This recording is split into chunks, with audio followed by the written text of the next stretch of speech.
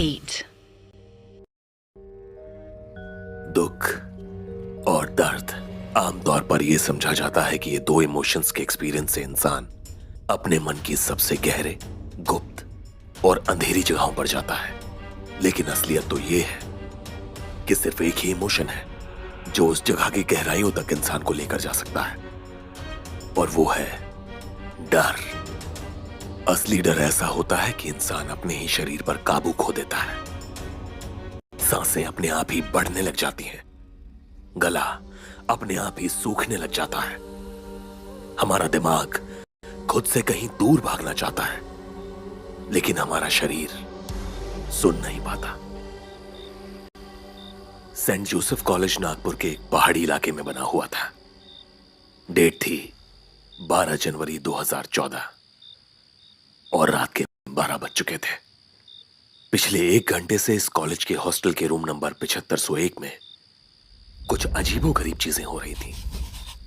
इस कमरे में 6 लोग मौजूद थे। इनमें से एक कबीर महेश्वरी हाथ में चाकू लिए खड़ा था।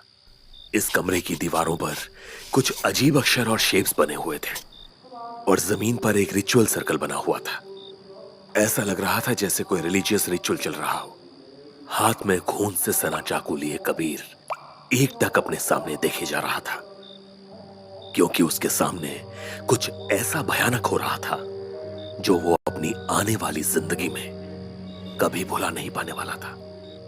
उसके ठीक सामने पड़ी थी उसी के क्लास के एक लड़के अधर्म की लाश। कबीर के हाथों में जो चाकू था उस पर लगा खून अधर्म का ही था। कबीर अपने अंदर कई इमोशंस एक साथ फील कर रहा था, लेकिन सबसे स्ट्रॉन्ग इमोशन था डर का। डर इस बात का कि उसके हाथों किसी का खून हो गया था, उसने किसी बेकसूर की जान ले ली थी।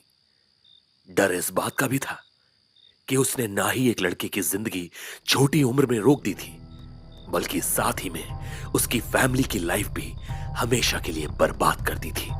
और उसे इस बात का भी डर था कि उसने अपना फ्यूचर अपने ही हाथों से खत्म कर दिया था। कबीर की सांसें धीरे धीरे बढ़ रही थी। रूम में सबके होते हुए भी उसे ऐसा लग रहा था जैसे कि वो अकेला हो।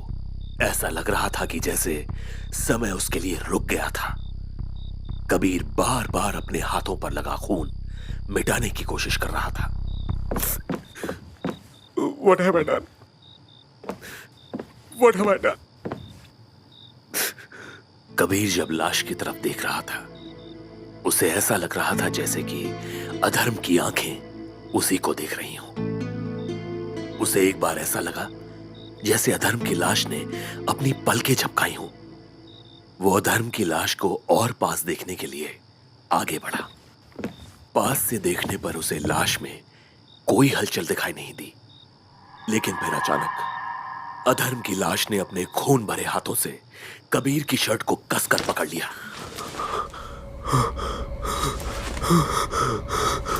इसके पहले कि कबीर ये सब प्रोसेस कर पाता, अधर्म ने उसे अपनी ओर खींच लिया। अधर्म के होंठ फिर से हिले। क्यों? Oh my God! Oh my God! जैसे तैसे कबीर ने खुद को अधर्म से छुड़वाया और फिर तेजी से दरवाजे की ओर दौड़ा, लेकिन दरवाजे पर कोई और खड़ा था। उस आदमी के चेहरे को गौर से देखने पर कबीर के जैसे होश ही उड़ गए। How is this possible? दरवाजे पर खड़ा वो आदमी कोई और नहीं बल्कि अधर्म ही था। कबीर ने मुड़कर कमरे में देखा। कमरे में कबीर को 5 अलग अलग अधर्म दिखाई दे रहे थे। सबके होठों पर एक ही सवाल था, क्यों क्यों क्यों क्यों क्यों? कबीर एक दीवार से सटकर खड़ा हो गया था। उसने अपनी आंखें बंद कर ली। Please go away. All of you go away. अचानक उसे एक लड़की की आवाज सुनाई दी। कबीर, कबीर, उठ जाओ। क्या हुआ तुम्हें? कबीर अचानक हांफते हुए अपने बेड से उठा। Please go away. जब कबीर ने अपने आसपास देखा तो उसे समझ में आ गया था कि वो अपने घर में अपने ही बेड पर था। उसे इस बुरे सपने से उठाने वाली लड़की उसकी गर्लफ्रेंड सिमरन थी। Kabir, are you okay? Yes, I am fine. Just a bad dream. Kabir और सिमरन दोनों 25 साल के थे और दोनों पिछले 10 सालों से रिलेशनशिप में थे। वो दोनों एक दूसरे को स्कूल के दिनों से जानते थे। कॉलेज में इनकी नजदीकियां बढ़ने लगी और पिछले 2 सालों से वो लिव इन रिलेशनशिप में रह रहे थे। कबीर हमेशा से एक शांत और कैलकुलेटिव इंसान था जो यूजुअली अपने इमोशंस ज्यादा एक्सप्रेस नहीं करता था। इसीलिए उसे इस हालत में देखकर सिमरन काफी एंग्शियस हो गई थी। क्या देखा तुमने सपने में? वो अधर्म था सपने में। Oh damn. It was like I was back in time. वही 10 साल पहले वाला टाइम। मैं स्कूल यूनिफॉर्म में हॉस्टल में अधर्म के कमरे में था। मैंने रियल लाइफ की तरह सपने में भी उसे मार दिया, लेकिन वो मरा नहीं था सिमरन। He didn't die. सिमरन ने प्यार से कबीर के कंधे पर हाथ रखा। लेकिन कबीर, तुम यूजुअली इन सब चीजों में बिलीव नहीं करते, फिर 10 साल पुरानी बात को भूल क्यों नहीं जाते हो? ऐसा नाइटमेयर तुम्हें पहली बार नहीं आया है। अब whatever happened was not your fault. हम सब ने देखा था। You need to let it go, नहीं तो your life will be in hell. Everything will be fine Kabir. कैसे भूल जाऊं सिमरन? कैसे भूल जाऊं? कैसे भूल जाऊं कि आई किल्ड समवन? कैसे भूल जाऊं कि एक सीधे साधे लड़के की मौत का रीजन मैं हूं? I'll never be able to forget it, सिमरन। सिमरन की आंखें भी गीली हो चुकी थी। उसने कसकर कबीर को गले लगा लिया। Don't be so hard on yourself. Everything will be fine, Kabir. Kabir ने एक आह भरी। यू नो ना सिमरन कि मेरे डैड आर्मी में थे। कारगिल वॉर के बाद उन्हें भी ऐसे ही सपने आते थे जिनमें वो फिर उसी बैटलफील्ड पर उन्हीं डेड एनिमी सोल्जर्स के पास खड़े होते थे जिनको उन्होंने अपने हाथों से मारा था। जिन रातों को उन्हें ये सपने आते थे वो चीखते हुए उठ जाते थे और अपनी बंदूक अपने सर पर लगा लेते थे। लेकिन पता है, उन्होंने कभी ट्रिगर नहीं दबाया और जब सुबह होती थी तो वो अपना पूरा दिन किसी ना किसी की मदद करने में लग जाते थे। How nice. He was a strong man. Yes, एक बार मैंने उनसे पूछा था कि पापा, अगर मैं आपकी जगह होता ना तो मुझे नहीं लगता कि मैं रोज इतना दर्द सह पाता। मैंने शायद ट्रिगर दबा दिया होता। पापा ने मेरी ओर मुड़कर देखा और फिर कहा, कबीर, मौत एक आसान तरीका है अपने दर्द से बचने का। असली पनिशमेंट वो होती है जिसमें तुम रोज दर्द से लड़कर कुछ अच्छा करने की कोशिश करो। Simran, I have to make up for the horrible thing that I have done for the rest of my life. I think that this pain is not a guilt, but a reminder to do better, to be better. Kabir, you're the nicest person I know, and I'm sure you will overcome this. लेकिन एक बात पूछूं? हाँ, तुम्हें Sunday रात के 3 बजे ही क्यों ओवरथिंक करना होता है? क्योंकि दिन भर किसी की नॉन स्टॉप चपड़ चपड़ की वजह से मेरा दिमाग थिंक करने लायक नहीं रहता है। सिमरन मजाक मजाक में कबीर को पिलो से मारती है और दोनों हंसने लग जाते हैं। चलो, I am happy. I change your mood. अब सोने का ट्राई करो। कल सुबह ऑफिस भी तो जाना है। अगली सुबह कबीर और सिमरन अपने कॉर्पोरेट अटायर में ऑफिस के लिए निकले। दोनों नागपुर की एक मल्टीनेशनल कंपनी में काम करते थे। कबीर आईटी में था और सिमरन एचआर डिपार्टमेंट में थी। दोनों अपनी सफेद स्विफ्ट में बैठकर ऑफिस की ओर निकल पड़े। रास्ते में उन्हें सिग्नल के पास एक 9-10 साल का छोटा बच्चा भीख मांगता हुआ दिखाई दिया। दीदी दीदी दीदी थोड़े पैसे दे दो दीदी। दीदी बहुत भूख लगी है। ये देखो, मेरे पास 5 रुपए है, मुझे बस और 5 दे दो दीदी। दीदी दीदी एक वड़ा पाव खा लूंगा दीदी, बहुत भूख लगी है। ए, गाड़ी को टच मत कर। मुझे अच्छे से पता है तुम ये सब पैसों को क्या करते हो। चल चल चल, जा यहाँ से। लेकिन कबीर ने इशारे से उस बच्चे को उसके दरवाजे की ओर बुलाया और खिड़की खोलकर उसे 100 रुपए थमा दिए। ये ले 100 रुपए, अच्छे से पेट भर के खाना खा लेना। 100 रुपए का नोट देखकर बच्चे की आंखों में खुशी आ गई। पढ़ाई करता है कि नहीं? अरे भैया मैं नहीं करता पढ़ाई, माँ बोलती है अपने को कोई पढ़ाई की जरूरत नहीं, भगवान मेरी रक्षा करता है, वो अपने को संभाल लेगा। भगवान में मानेगा तो पूरी लाइफ सबसे मांगता ही रहेगा। अपने आप में कॉन्फिडेंट, मेरा मतलब है कि अपने आप में विश्वास कर। फिर देख। ट्रैफिक लाइट ग्रीन हो चुकी थी और कबीर ने गाड़ी आगे बढ़ाई। वहीं सिमरन को कबीर की भगवान वाली बात पसंद नहीं आई थी, लेकिन उसे पता था कि अगर वो कुछ भी कहेगी तो कबीर लॉजिक यूज कर कर बात को घुमा देगा। तभी सिमरन के मोबाइल पर एक मैसेज आया। Oh my God, Kabir, you won't believe this. Anushka just texted me. What? Anu from college? Yes. Apparently our college is having a reunion party. And according to Anushka's text, हमारा पूरा group आने वाला है। सिद्धार्थ, अयान, अनुष्का और हम दोनों। The five of us will finally get back together after all these years. Party college hostel में होगी? हाँ, क्यों? उसमें क्या हुआ?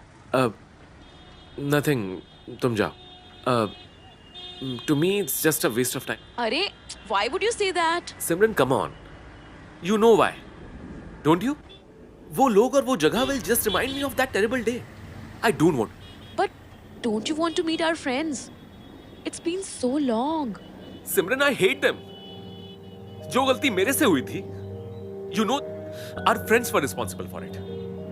मैं ना उस इंसिडेंट से जुड़े लोगों से डील करना चाहता हूँ और ना ही उस जगह से। I understand what you're saying, Kabir. लेकिन अब मुझे ऐसा लगता है कि it's time you faced your fears. अपने ट्रॉमेटिक पास्ट को हील करना है तो उसे फेस करना होगा, कबीर।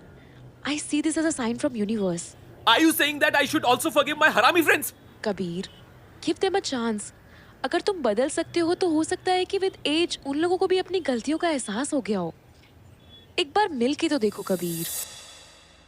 उनका ऑफिस आ चुका था। कबीर ने कार को पार्क किया। दोनों कार से उतरे। Give me an answer, Kabir. तुम रियूनियन में आ रहे हो या नहीं? कबीर ने सीधा सिमरन की आंखों में देखा और फिर वो ऑफिस की तरफ चल पड़ा। ऑफिस में पूरा दिन कबीर ने सिमरन को इग्नोर किया। शाम को वो दोनों फिर से कार में मिले। सिमरन उदास दिखाई दे रही थी। कबीर ने कार को स्टार्ट किया। I have thought about what you said. I guess मुझे अपने ट्रॉमा को फेस करना ही होगा। मैं बाकी की जिंदगी एक डरपोक की तरह अपने ट्रॉमा से छुप छुपा कर नहीं जी सकता।